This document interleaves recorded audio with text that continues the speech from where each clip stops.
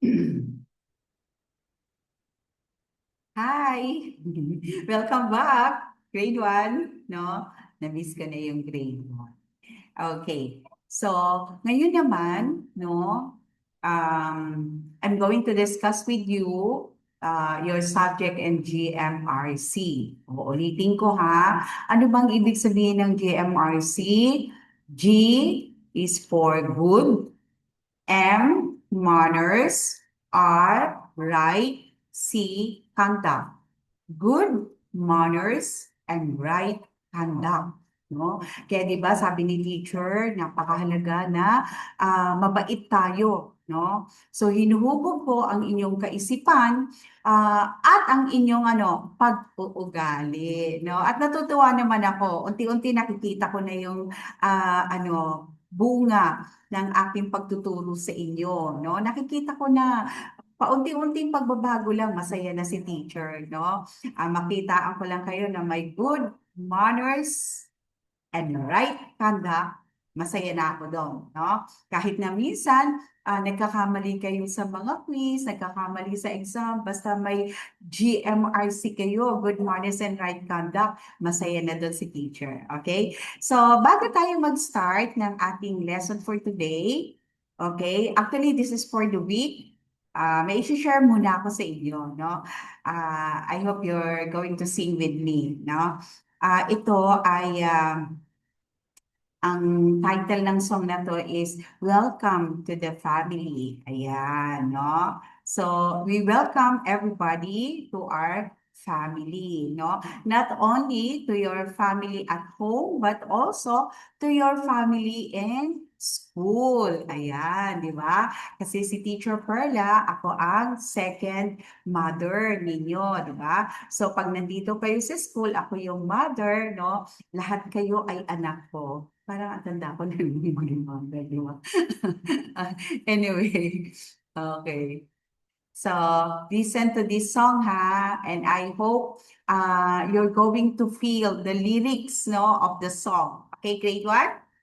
Sige, kakanta tayo.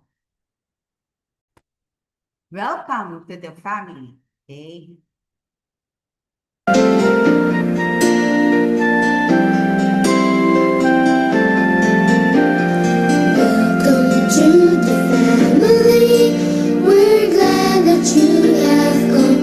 Share your life with us as we grow in love, and may we always be to you what God would have us be, a family always there to be strong and to lean on. May we learn to love each other more with each new day. May words of love be on our lips in everything we say. May the Spirit melt our hearts and teach us how to pray, that we might be a true family. Welcome to the family. We're glad that you have come to share your life with us as we grow in love, and may we always be to you what God would have us be, a family always there to be strong and to lean on. May we learn to love each other more with each new day. May words of love be on our lips in everything we say. May the Spirit melt our hearts and teach us how to pray, that we might be a true family.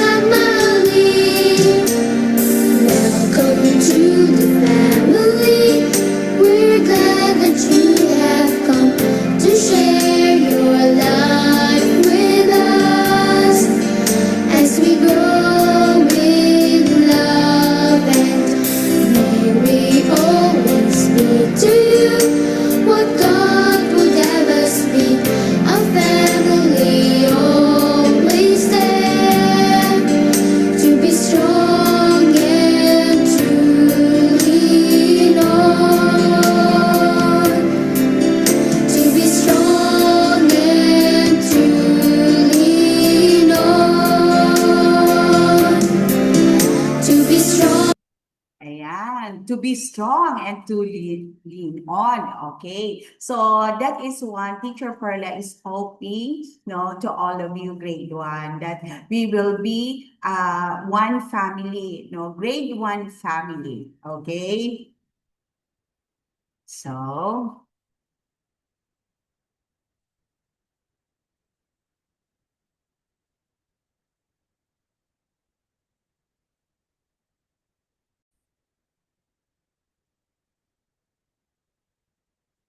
of course, welcome again. Welcome to my vlog, no? This is your GMRC subject. Okay? Teacher, Tagalog dapat pala. Sorry naman. O, saan uli nag-aaral? Sa Kolehiyo de la Nuestra Señora de Guadalupe, Inc. O sabihin niyo na lang, Inc. O, paikli na ni teacher kasi baka mahirapan doon sa incorporated, di ba? So, huwag kalimutan ang pangalan ng second mother o ikalawang nanay niyo sa paaralan, ha? Ma'am Perla A. Bernardes. Okay. Ayan. Ayan, no? So mga bata, kasi ang ating topic, bakit kaya yun ang, teacher, bakit kaya yun? Ano kayang connection nun sa magiging topic? Bakit kaya welcome to the family? Kasi ang ating topic sa aralin, ikalawa natin ay ang pagkakaroon ng sariling kaibigan, no? To have friends, no? Not only to our seatmate, not only to our brothers and sisters at home, but also our brothers and sisters in school. Kaya nga, di ba, pag may nakikita ko, nag-aaway, naghihilahan, nakaawat agad ako. Kasi ang gusto ni Teacher Perla, as second mother, pangalawang nanay, dapat magmamahalan. Okay? Walang mag-aaway. Peace lang, di ba? Love, love lang. O, di ba? So, sabi dito, pagkatapos ng aralin, ang mag-aaral ay ano, may kakayahang ano, nasasabi ang mga wastong paraan sa pakikipagkaibigan, no? So, we're going to learn the ways and how to make friends with others, okay? Na ipapaliwanag na ang pagkakaroon ng kaibigan ay ang pagtanggap ng pagkakapareho at pagkakaiba ng tao. Remember, no? Even though we are all human, being created by God. But remember, no, each one of us is unique. Bawat isa sa atin ay naiiba. Di ba? Sabi ko nga, si Georgette ba, kasing tangkad ni Guada? Siyempre, hindi. Si, ano ba, si Jed ba, ay kasing kulay ni Emmanuel? Di ba hindi? No? So, yun, maiintindihan natin.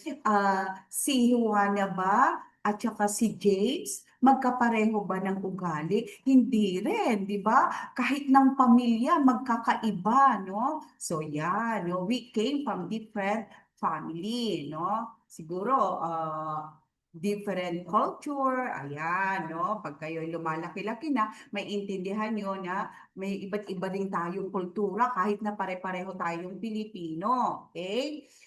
Nakapagpapahayag ng mga wastong paraan sa pakikipagkaibigan. Ayun, no? So we could be able to express, no, ourselves, no, the different ways of expressing ourselves in order to make friends, no? Halimbawa, paggamit ng magagalang na pananalita, di ba? Kaya I always say, ops, ops, no bad words, no saying bad words towards one another, no? Wala magsasalita ng makakasakit na salita sa bawat isa, di ba?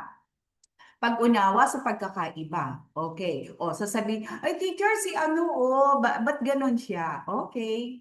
Siyempre, kasi siya ay si ano, siya ay si Nathan, o ito naman ay si sino pa ba hindi ko nababanggit? Si Arton, o di ba? So, siyempre, magkaiba sila. Sa hindi natin sila pwedeng ikumpara. No? So, we should not be comparing ourselves to others.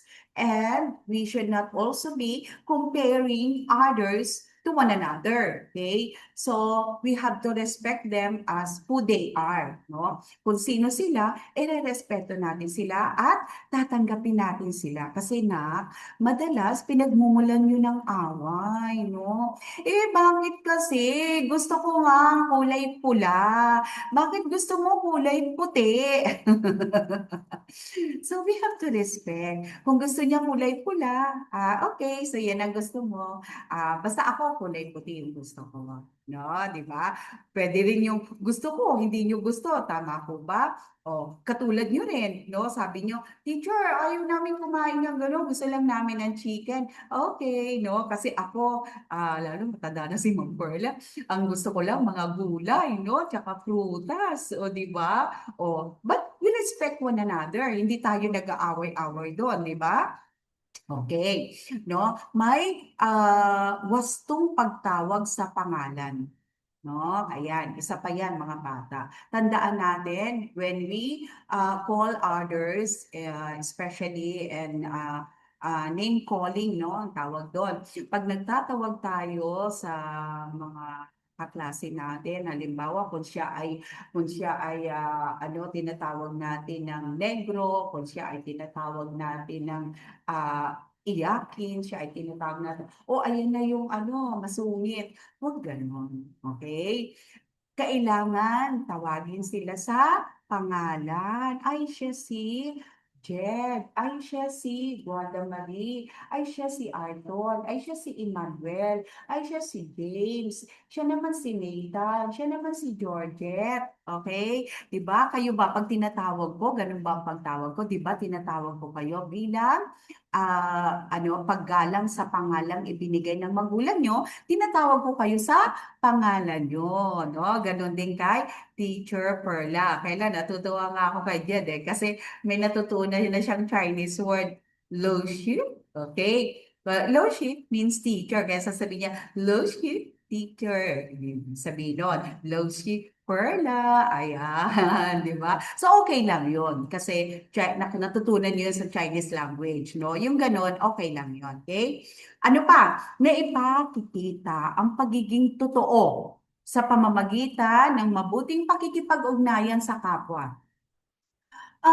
Sabi nila, kasi ganito ako, teacher, kaya gusto ko ganito. Ay, kasi ganito akong magsalita, no?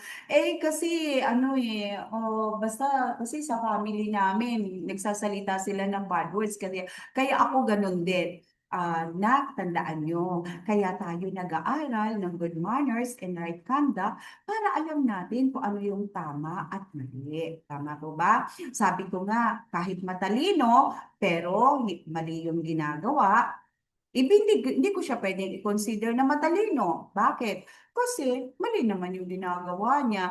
Pero pag nakikita ko ang bata, matalino, tapos tama rin yung ginagawa niya, oy, natutuwa ako. Ibig sabihin, naiintindihan niya yung kanyang pinag-aaralan. So, kailangan nag-jive yun, mga bata, ha? Matalino, tapos mabait. Kasi matalino ka alam mo yung tama at mali. Okay po? Ha? So, if you are intelligent, you should know also what is right and what is wrong. Okay. In order to practice good manners and right conduct. Okay. Ayan, no? Let's explore. Ayan, okay, no?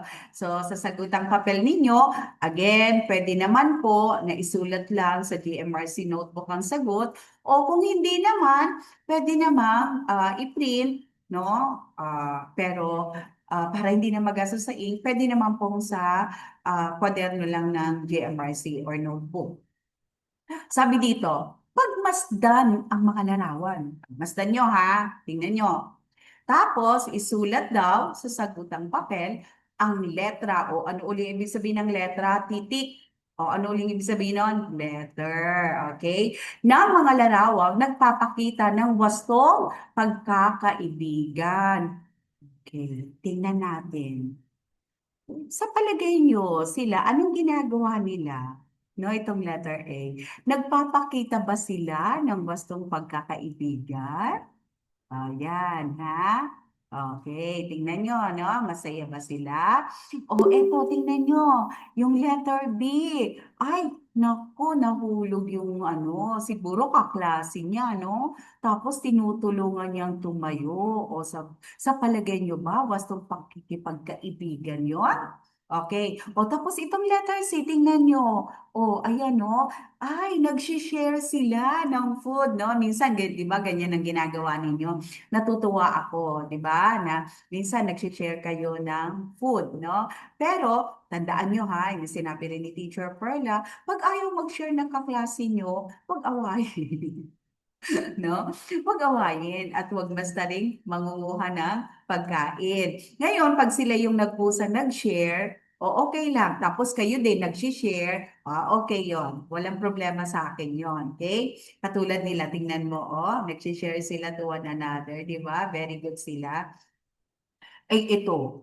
Nako, nag-aaway nang dahil sa isang toy, no? Parang minsan nangyayari yan sa akin, no? Last Friday, naglaro kami. May mga bata, no? Gusto nila isang laruan lang. Okay, ganito ha. O, dapat sa susunod, pag may laruan kayong nagustuhan, sabihin mo, Teacher, mine. Okay, so sasabihin ko na sa classmates, classmates, siya na yung nauna doon sa toy na yon. So, pili na kayo ng ibang toys. Marami namang ibang toys diyan. Huwag nang pag-aawayan ang isang toy kasi kaya nga naglalabas si teacher ng maraming toys para hindi kayo mag-away-away, no? Pwede naman 'yon. O, tapos pwede niyo sabihin sa kaklase niyo, "O sige ha, mamaya pagka ano ayaw mo na 'yan, gusto mo na maglaro ng ibang toys, ako naman ha, maglalaro niyan ha." O, ganun. Magandang pag-uusap lang mga bata, no? As young as you are, grade 1 pa lang kayo, tinuturuan na kayo ni teacher kung paano makikipag-usap ng mahinahon. Huwag makikipag-away. Okay? Ayan. So ngayon, sabi dito, isulat sa sagutang papel ang letra ng mga nagpapakita ng wasto. Sabi ng wasto, tama, correct, no? Correct way of making friends with others. Okay? Yun lang. Yun lang ang letters lang ang isusulat. Okay? Ayan. Purpose. Oh, what do you think is the purpose? Sabi nga dito, bakit mahalaga ang pakikipagkaibigan? Kasi may kasabihan nga daw, no man is an island, no? Ano ibig sabihin ng no man is an island, no? Ibig sabihin, no, you know what an island is? Alam niyo ba yung isla, no? O katulad ng Pilipinas, ilang pulo meron ng Pilipinas? We have Luzon, Visayas, and Mindanao, tama po ba? At alam niyo ba, no? Na ang tao is ikinukumpara sa isang island, no? Kasi yung island, halimbawa, Luzon. Oh, yun lang, Luzon lang siya. Hindi pwede yung Luzon, haluan ng haluan ng pwedeng bukas Visayas na yan. Bukas Mindanao na yan. Hindi pwede yung ganun. Oh, so yung isang tao, ikinukumpara siya sa isang island, no? Na hindi pwede siyang nag-iisa sa mundo, no? Siyempre, kailangan natin, sabi nga dito, dahil bawat isa sa atin ay nangangailangan ng makakausap. Di ba? Pagdating nyo pa lang, natuwa nga ako sa inyo kasi sabi nyo, teacher, miss na namin yung school. Very good, no? So I hope you also miss one another. Di ba? Okay, makakasama sa mga gawain, lalo na pag tayo ay nasa labas ng ating tahanan, no? Napakamahalaga nun. Kaya mahalaga na matutuhan ang pakikipagkaibigan. So it is very important that we know and we learn how to make friends with others, no? Dapat marunong tayong makisama. We should know how to go with them, no? Makipag-isa, to be united with them, no? Maging maunawain, no, sa nararamdaman nila. We have to be sensitive to the feelings of others. If you know that someone is already crying, no, kukulitin mo pa ba siya, aawayin mo pa ba siya? Siyempre hindi na, hayaan mo siya, baka may pinagdadaanan yung kaklase mo, baka masakit yung ngipin, baka kung ano, di ba? Oh, ayan. Tapos, halimbawa, ayaw niya munang kausapin siya, so hindi natin siya kukulitin. Ayaw muna niya makipaglaro sa atin. Di ba, ganun din naman ako pag nakita ko, kahit na ako yung teacher, no? Second mother yung pag may nakikita ko isang bata na ayaw sumagot, hindi ko kayo pinipilit. O, kasi alam ko mamaya, inaantok siya. So, later on, alam ko magpa-participate na. Yon ang sinasabi na maging maunawain sa nararamdaman nila, no? Huwag silang sasaktan pisikal, no? Huwag tayong manunumpo, no? Kaya nga ako pag may nakikita ko na kahit na nagbibiruan lang na parang nagsusuntukan o di kaya nagsisipa-sipa, ganyan, ini-stop ko kaagad, no? Oops, baka makapanakit. Grade 1, tandaan yon, no bullying, no? Na isa batas na po ang no bullying policy. Pag tayo po ay nambubuli, ipatatawag ang magulang. Naku, kawawa naman si mami at saka si daddy, si mama o si papa, si nanay o si tatay. Ipapatawag, no? Ipapatawag sa principal sa office. Tapos, pwede pang umakyat ito doon sa DepEd, no? Kapag tayo ay nambubuli at alam nyo ang pwedeng mangyari noon, pwede tayong masuspende, no? Si Guada, di ko alam bakit alam niya yung word na suspende. Sabi niya, o sige, o, ayaw mo yung gawin, bukas masususpende ka ng principal. O, di ba Guada, bakit alam mo yun? No, siguro ina-aware din siya. Okay, so yan ha. Kaya kailangan wag mananakit. Pag sinabing physical, yun. Yung ito, no? Physical. Yung sinasaktan, yung kapwa, sinusuntok, sinisipa, sinasabunutan, o kung ano pa, no? Kaya nga, di ba, kayo pag nagsasakitan kayo, ano sabi ni Teacher Perla? Grade 1, sinasaktan ko ba kayo? Siguro pwede yung face the wall, pero hindi, no? Bakit? Ano sabi ko sa inyo? Bawal manakit. Kung si teacher, bawal manakit, ganun din kayo. Kayo magkakaklase, bawal din po kayong manakit. Okay po? Oh. No. No.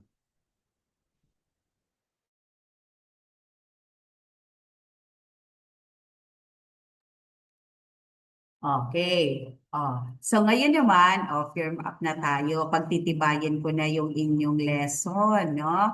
Makinig muna kayo sa kwento.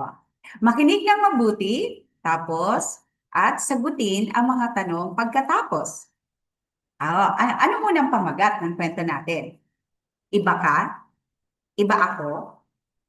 Pero, nagkakasundo tayo. Di ba? Okay.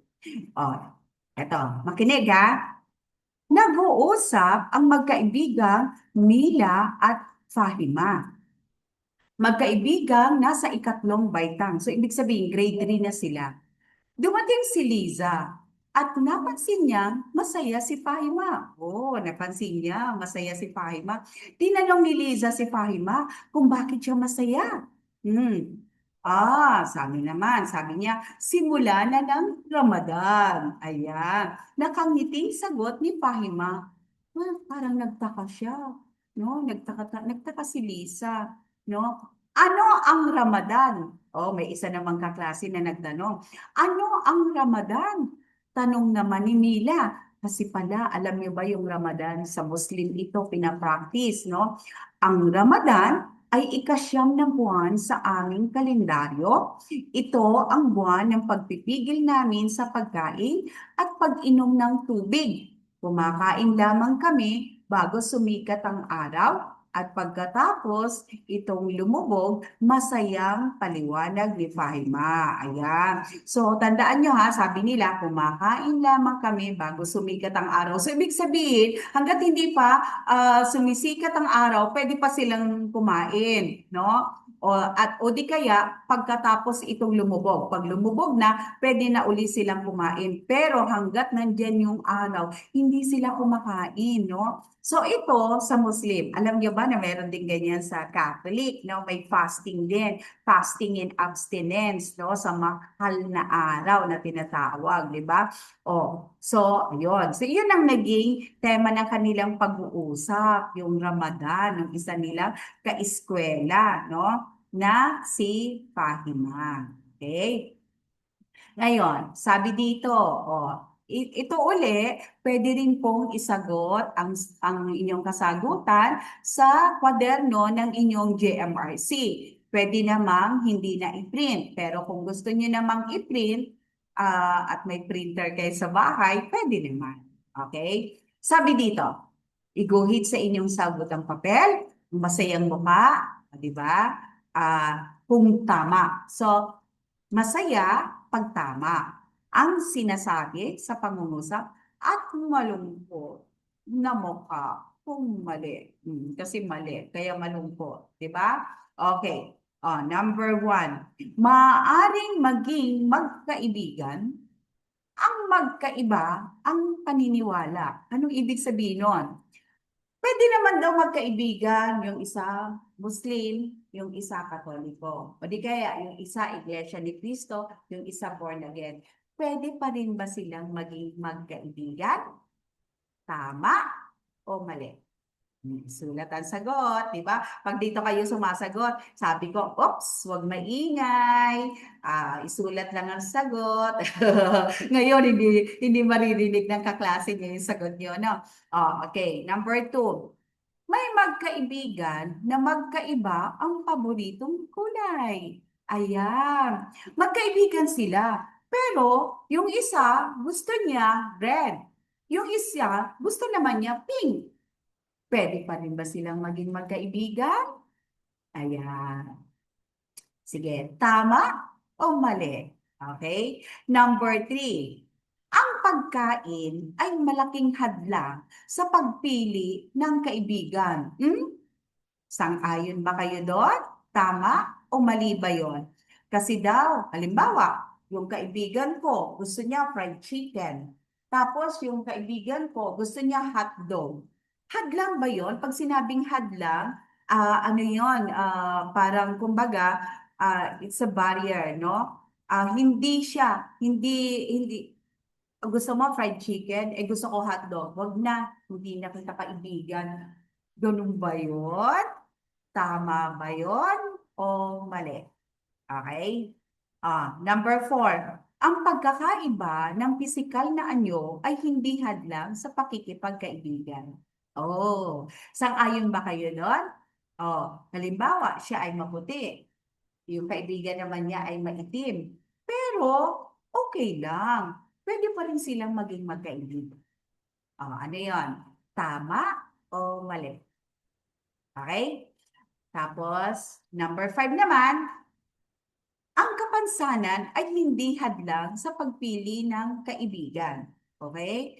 Oo nga, may mga bata. Pag nakakita ng kaklase na pilay, pinagtatawanan pa.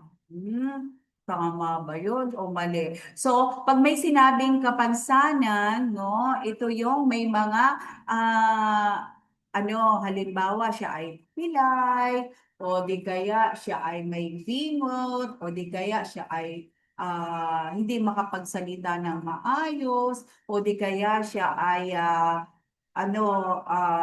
bulag ang isang mata, pero sabi dito, ang kapansanan ay hindi hadlang sa pagpili ng kaibigan. So, ibig sabihin nun, kahit na ikaw ay pilay, kahit na ikaw ay bulag ang isang mata, kahit na ikaw ay may kapansanan, pwede pa rin tayong maging magkaibigan. Ano yun? Tama o mali?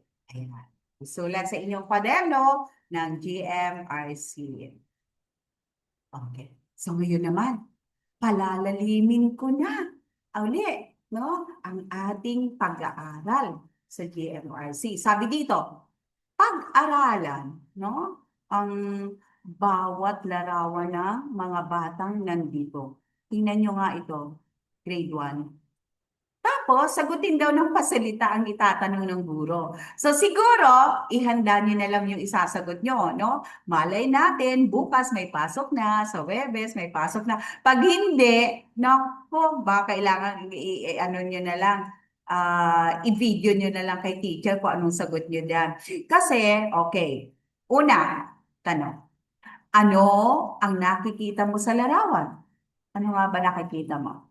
So makikita mo, di ba? Iba ang kasuotan nito, dito, iba rin siya, no? At parang makikita mo rin na galing sila sa iba't ibang lahi, no? Katulad sa ating mga Pilipino. Meron sa atin, taga Mountain Province, no? Highlander. Meron naman sa atin, taga Bisaya. Meron naman sa atin, siguro taga Bicol. Meron naman sa atin, taga Mindanao, no?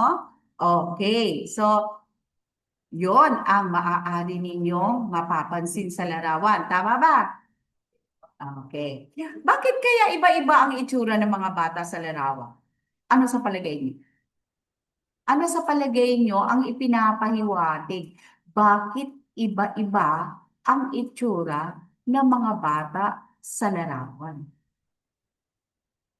No? Pwedeng dahil ipinapakita dito na kahit iba-iba tayo, ay pwede pa rin tayong maging ano? Ano? Magkakaibigan. Tama. Very good. Okay. Mahalaga ba na tanggapin ang pagkakaiba ng ating kapwa? Opo o hindi po? Okay. Opo.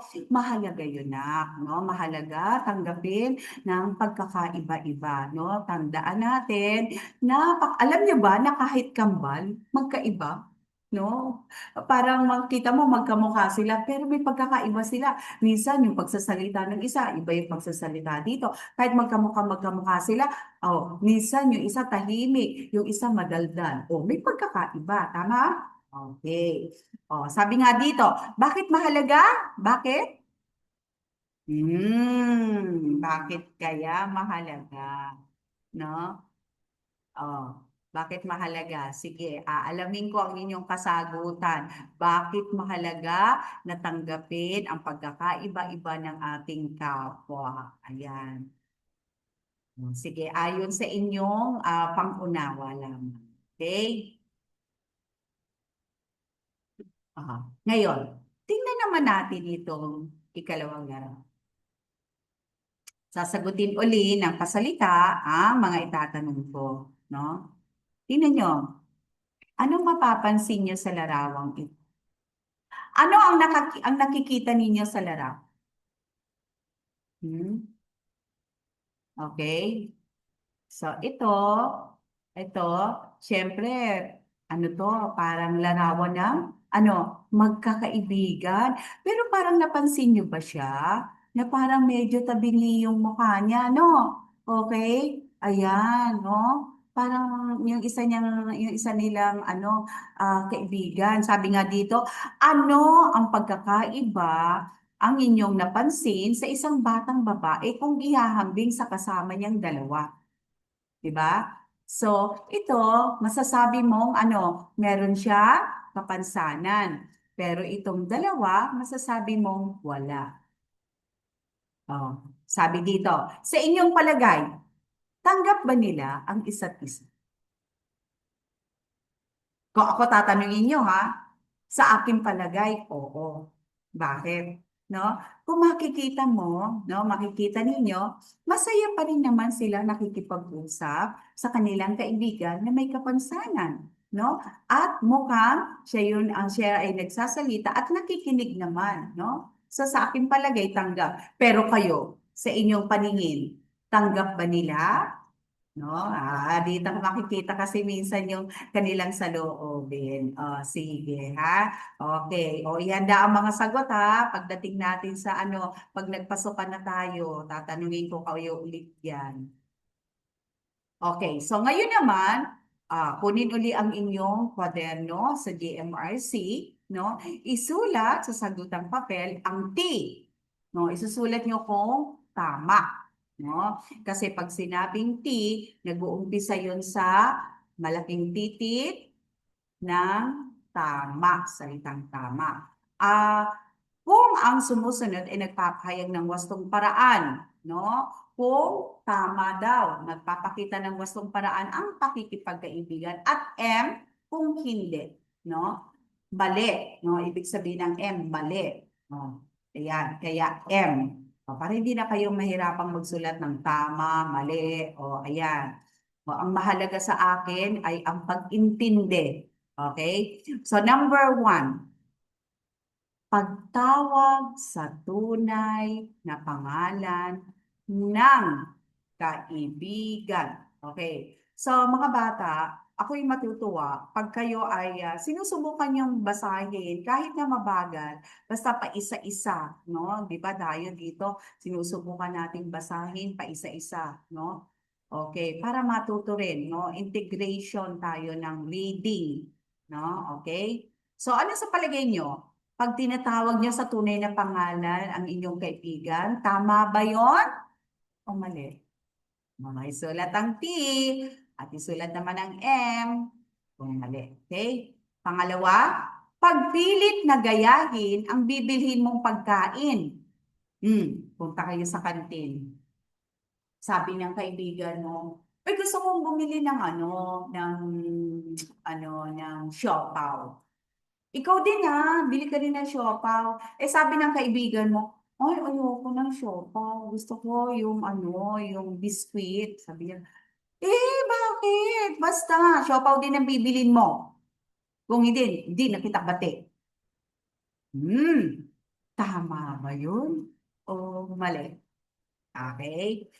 Number 3, pagbabahagi ng pagkain. Pag-share. Ayan. Halimbawa, nag-share siya ng pagkain. Tapos, ikaw din mag-share. Okay. Tama ba yon o mali? Pang-apat, pagsingit habang nakapila sa kantina. Ayan, minsan nangyayari yan, no? Maraming bumibili sa kantin. Tapos, dapat nandito ka nakapila. Tapos yung nasa unahan dito, sabi mo, uy, ako dyan, ako dyan. Nauuna ka sa kanya.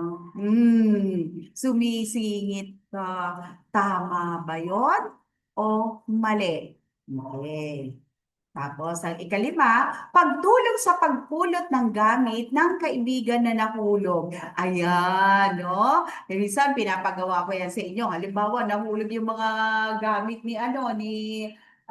sino bang madalas nahuhulugan ng gamit dito? Si James, no? Yan, nahulog ang gamit ni James. Tapos, classmates, tulungan naman natin. Daputin. Tama ba yon o mali? Okay. So, isulat ang inyong tamang sagot sa inyong kwaderno sa UMRs.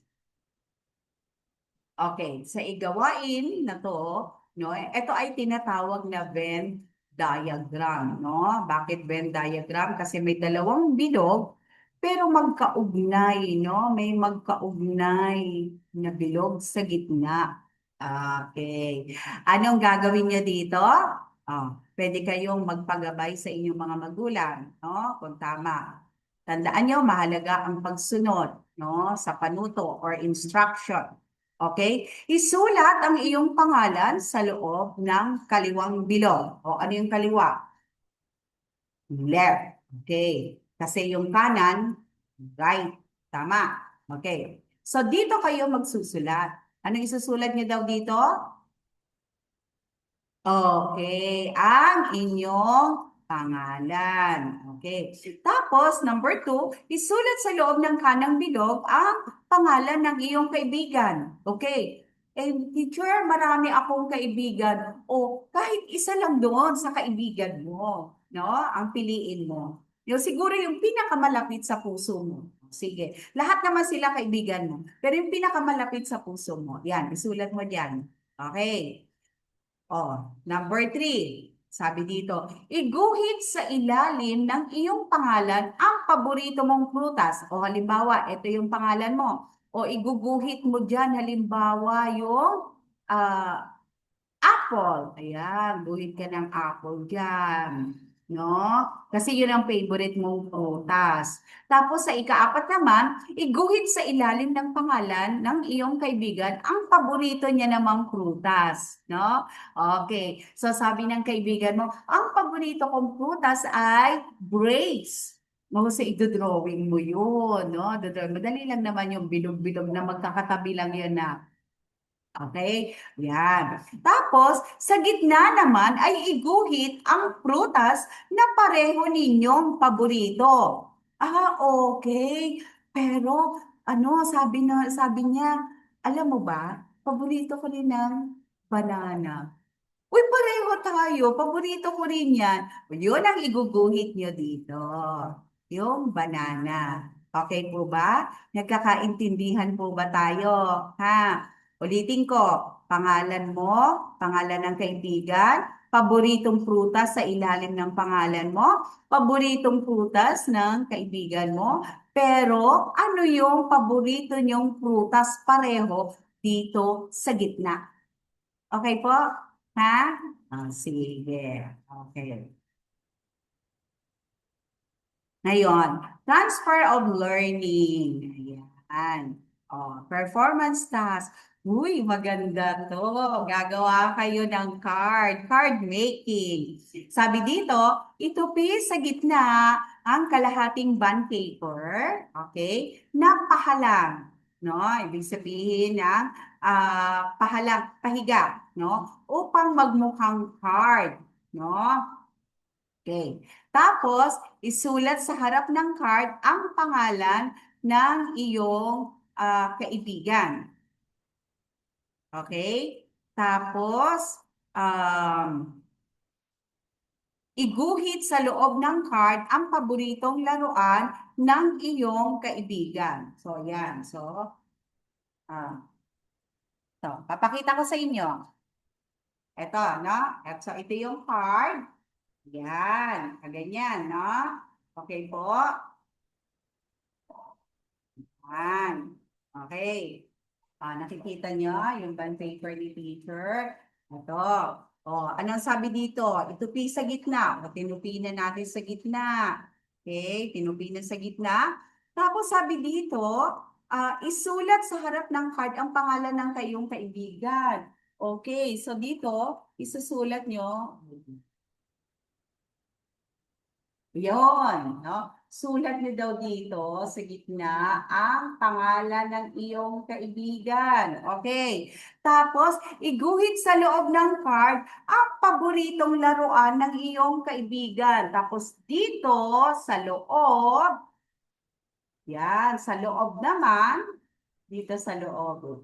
Paano ba makikita? Ng camera. Yan. Kasi may background ako. Yan, dito sa loob naman, iguguhit nyo naman yung paboritong laruan niya, no? Meron ako dito example. Ayan, ito yung halimbawa. So, pangalan, dito, halimbawa, Michael. Sulat niya dyan. Tapos sa loob, ano yung paborito daw niyang laruan? No? Kotse-kotsehan. Ay teacher, hindi ko naman kaya pong i-drawing yan. Okay lang yan na. Mag-drawing kayo dalawang bilog, na gulong, tapos rectangle, di ba? Tapos lagyan nyo ng curve sa taas. O mukhang kotse na yon. Tandaan nyo, di ba? Sabi ni teacher, kahit na hindi kagandahan ang gawa, no? Sa akin, maganda na ang gawa ninyo. Hindi naman ako ganun kagaling yun din mag-drawing. Oo. Basta ang mahalaga, yung naipaliliwanag ninyo, kung ano yung drawing nyo. No? Minsan nga, nagkakamali pa ako ng interpretation eh. May dating bata, no? Sabi niya, ang drawing niya ay kotse din pala, no? So may dalawa din. Kaya lang, ang tingin ko si mukhang radyo. Sabi ko, ano yan na? Radyo ba yan? Teacher, hindi. Car yan. Sorry naman. Okay, kaya napakahalaga na basta ang importante, yung kaya niyong ipaliwanag kung ano yung drawing mo na paboritong laruan ng kaibigan mo. Okay po? Ayan. So, sana sa araw na to ay marami kayong natutunan tungkol sa pakikipagkaibigan para mas lalo kayong babait, mas lalo ninyong matututunan ang pakikisama sa ibang tao. So, alam nyo ba na kapag kayo ay natutong makipagkaibigan, Mag-iingat kayo na makapanakit ng kapwa, hanggang sa paglaki nyo, dadalhin nyo yan. At sana maalala nyo si Teacher Perla. Dahil kay Teacher Perla, naiwasan ko makikipag-away, natututunan kong mahalin ang lahat ng mga tao nasa paligid ko, natutunan kong tanggapin kung sino sila. Okay po? Ha? So, um, have a nice day at sana continue tayo sa pagdasal na maging maayos na ang panahon para tayo uli ay magkita-kita. Okay, maraming salamat at eto na ang end ng ating lesson. O, tandaan nyo ha, ayan, paraan uli ng paggrado, merong pakikipag-usap, okay? Siguro pwede ko na tong tanggalin kasi hindi naman na kayo mag-uusap kasi tatawagin mo yung kaibigan mo sa harap dapat nun eh. Ayan, kung sino yung kaibigan mo. Tapos, pagsasalita sa harapan, no, sasabihin mo, no, ikaw, Michael, tama ba ako na ito yung paborito mong laruan? O, parang ganyan. Tapos, kabuuan niya ay 40, no? So, sabi ko sa inyo, huwag na mag-isip ng pagkahaba-habang maraming sasabihin. Pag nakikipag-usap, sasabihin mo lang, tatawagin ko po dito, ang kaibigan ko po ay sino kaibigan mo pupunta sa harap, tapos, ipapakita mo, Michael, tama ba? Ayan, alam mo ba na ikaw ang nakalagay dito dahil ikaw ang aking kaibigan? So, tama ba na ito yung paborito mong laruan? Kasi ito yung nabanggit mo sa akin. Kaya dapat, no, tanungin nyo na yung kaibigan nyo kung ano yung paborito niyang laruan, di ba? Parang parang si Nathan at si Gilbert, no? Okay, sige. So, maraming salamat ulit sa pakikinig at panonood, no? Ang trying hard na vlogger na si Teacher Perla. Okay, so God bless you all. Meron pa susunod akong video. Language naman tayo. Next. Okay, bye!